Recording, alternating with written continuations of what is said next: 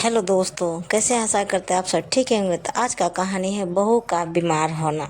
सुनिए, एक पारिवारिक कहानी है। ये एक परिवार से लिया गया कहानी है, तो ये कहानी अंत तक सुने दोस्तों। आज हम 21वीं सदी में जी रहे हैं, किंतु अभी भी हमारी सोच 18वीं और 19वीं सदी वाली है।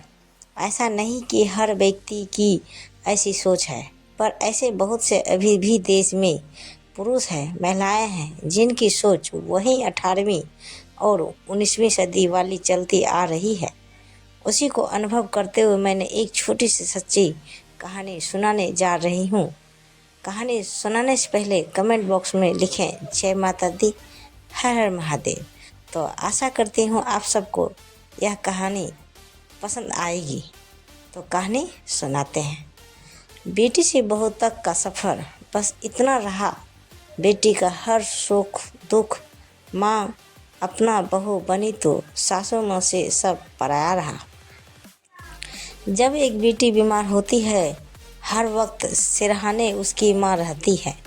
वहीं दूसरी तरफ एक बहू 4 दीवारी के कमरे में अकेली पड़ी रहती है।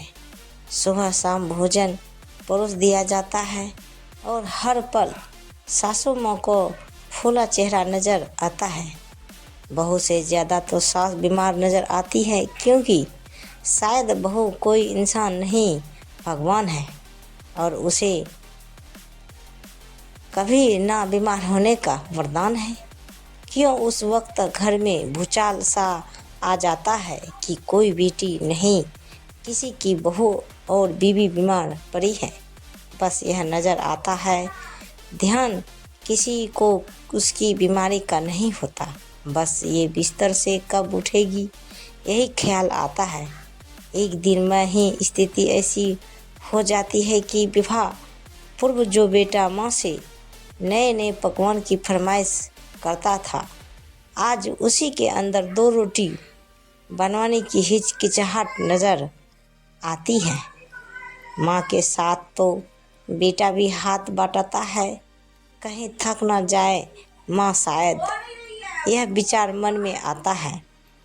ऐसा नहीं कि माँ बुरी है, पर क्या करें, बीवी बीमार पड़ी है, यह पति की मजबूरी है। क्योंकि हर वक्त उसने यही सुना है, तेरी बीवी तेरी लुगाई, बस तेरी तेरी जैसी शब्दों को उसके कानों ने चुना है, यानी कि सुना है।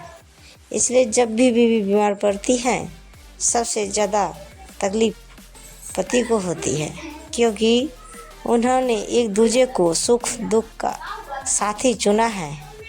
एक उड़ती चिड़िया अपना घोंसला छोड़कर जब दूसरे परिंदे जाती हैं, घर परिवार की जिम्मेदारी तले बस वही ठहर जाती है।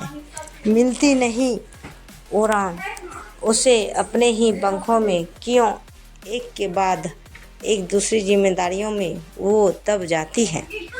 घर की नई सदस्य बहू से सबकी यही उम्मीद जगती है, रसोई ये संभालेगी, आज हमें आज़ादी मिलती है। फिर भी खुश होकर वह सारी जिम्मेदारी निभाती है, कहीं कुछ कमी ना रह जाए, यह चिंता भी सताती है।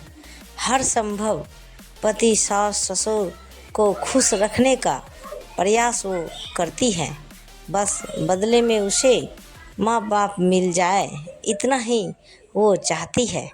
पर शायद इतना भी हक नहीं है उसे यह चाहने का।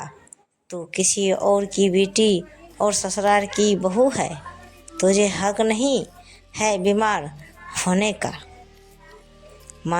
मासिक धर्म में जब बेटी दर्द से तड़पती है, माँ गर्म बोतल लिए बैठी होती है, रोते आंसू पूछती है। यह पीड़ा जब किसी बहू की होती है, जाने क्या क्या बातें होती है।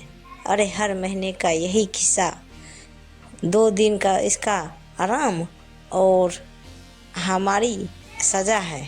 2 जून की रोटी भी खुशी मन से किसी सदस्य को नसीब नहीं होती जब घर की बहू बीमार होती है। समाज ने तो बेटी को नया शब्द बहू दे दिया है, पर ससुराल में बहू बेटी में फ़र्क बहुत किया है। बेटी फूल सी, कोमल कली और नाजुक सी रहती है और बहू को सुपर वुमेन का दर्जा दिया है। अरे अकेली बहू सब संभाल लेगी, काम पर गई है आकर वही खाना बना लेगी। ये बहू सुन, तुझे थकने का हक नहीं है। तू बेटी नहीं है, बहू है। तुझे एक पल का भी सुकून नहीं है।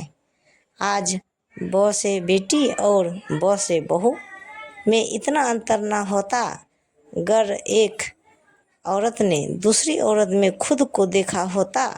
यह कहानी हर घर पर लागू नहीं होती, पर आज भी बहुत से ऐसे परिवार और बहुएं हैं जिनसे यह जुदा नहीं होती।